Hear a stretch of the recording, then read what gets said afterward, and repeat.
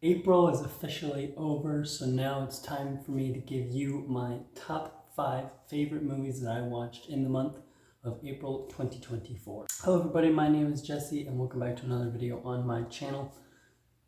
We are through another month of 2024. It's crazy to think that we're already a third of the way through the year. Today I'm giving you my picks for the top 5 best movies I watched in the month of April 2024. Kicking us off at number 5, I have Talk to Me. This was a horror film that came out last year, and I absolutely loved this movie. It was shocking. There were several moments that made me cover my mouth in shock, and it's been a long time since I've done that in a horror film. It gives a very eerie and very creepy tone right from the start, and the beginning, it hooks you immediately and doesn't let go. And it's just it's kind of disturbing. There are several scenes that are you're almost kind of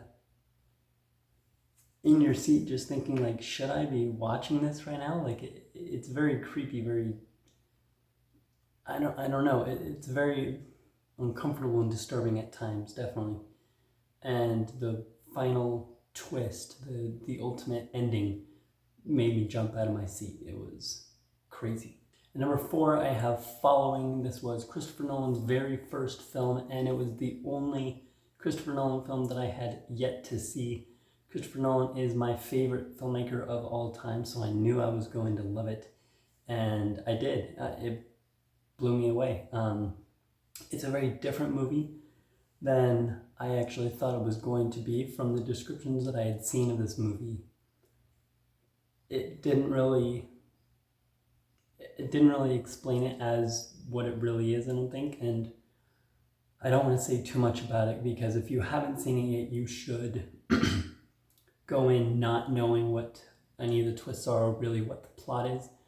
I recommend just going in blind, because you will be surprised in a very good way.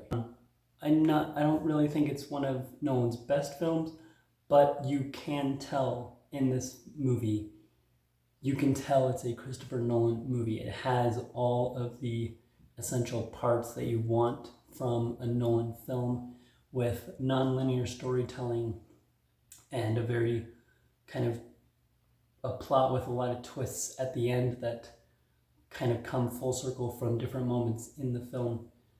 You can just tell that it's Christopher Nolan, and even with it being his first film, you can tell how much he's grown as a filmmaker throughout the years, and even being his first film, it's really good. It's a fantastic directorial debut, in my opinion.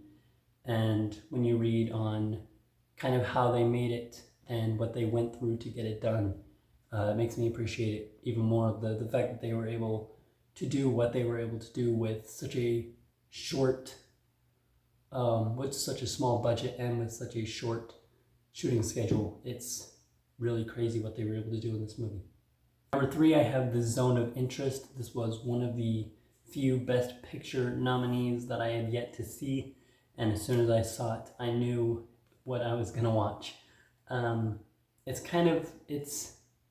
It takes place during World War II, with this family living in Auschwitz right next to a Jewish internment camp, and it just kind of shows the family just kind of going about their everyday life, and it's the commandant and his family living next to the camp, and they're talking about ways to kill big numbers of Jews, and just all these things that to us seem horrifying, and to them it's just everyday life, and it's his job. It's what he needs to do to make money during the war for his family. And there are moments throughout the film that are, again, there's a scene where they're all playing in a river, and there's ashes from dead Jews in the water, and they all have to run inside and rinse it out of their eyes and everything. And to us, that's absolutely horrifying. And to them, they're prepared for a situation like this. They know how to handle it, and they kind of just brush it off in the end like it was nothing. The other thing that really impressed me about this film is the cinematography.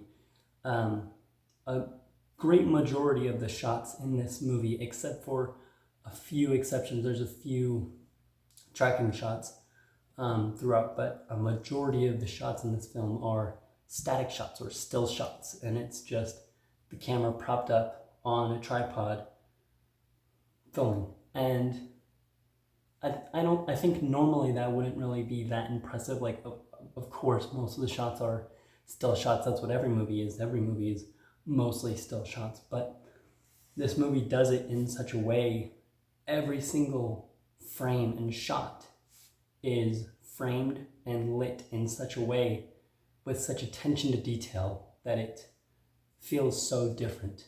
And there's pretty much zero music in the entire movie. So you're forced to listen to every sound and every word of dialogue. I can see now why the movie won Best Sound at the Oscars. It definitely deserved it. Number 2 for me is Dune Part 2. I saw this movie for a third time in IMAX. Saw it with my parents because they hadn't seen it yet. And I love this movie more every single time I watch it.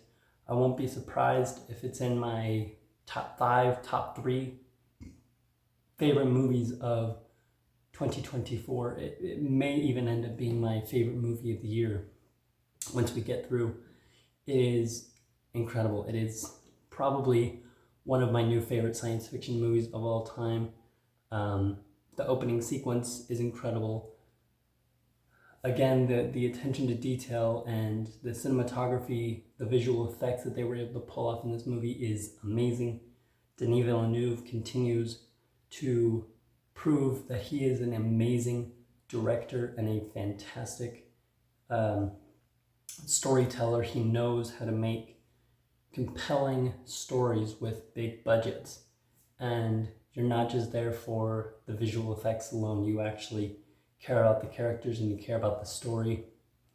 Something Zack Snyder fails to do in his Rebel Moon movies. Seeing Paul grow as a character from he grows into the Muad'Dib character, and he grows powerful, and he in a way gets corrupted by that power by the end of the film. It's really interesting to see his story grow. Javier Bardem is great. Rebecca Ferguson is great. Zendaya, Florence Pugh, Christopher Walken, all the actors are at the top of their game in this movie. I even have, I don't know if you can see, I have the poster for the movie right there that I got when I went and saw the movie the first time. I love this movie, and I love it more every time I watch it. But coming in number 1 for me is Spider-Man Across the Spiderverse. This was my second favorite movie of 2023, right next to Oppenheimer. It's probably my favorite Spider-Man movie of all time. One of my favorite animated movies of all time. One of my favorite comic book movies of all time.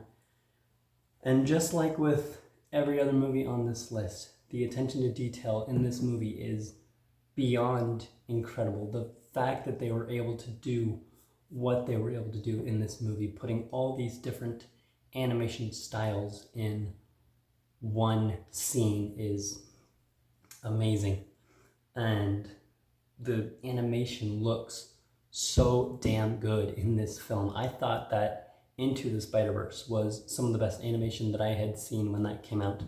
And then this movie came out, and this movie looks like Into the Spider-Verse was made by a middle schooler. I mean, it totally, completely blows it out of the water. It is truly incredible. Again, all the actors are fantastic, and I love all the characters in this movie. I think Spider-Punk was probably my favorite character, Hobie Brown. Daniel Kaluuya plays the role so well, and I love his character. All the other variants are fantastic as well. And it's just a fantastic movie that I, again, love more every single time I watch it. The score is amazing. And if Beyond the Spider-Verse can get as good, if not better than this movie, then the Spider-Verse trilogy will come out as one of the best trilogies of all time, in my opinion. So there you go. Those are my top 5 favorite movies that I watched in the month of April 2024. What was your favorite movie you watched this month? Let me know down in the comments. And until my next video, like, subscribe to my channel, and keep watching movies. Goodbye.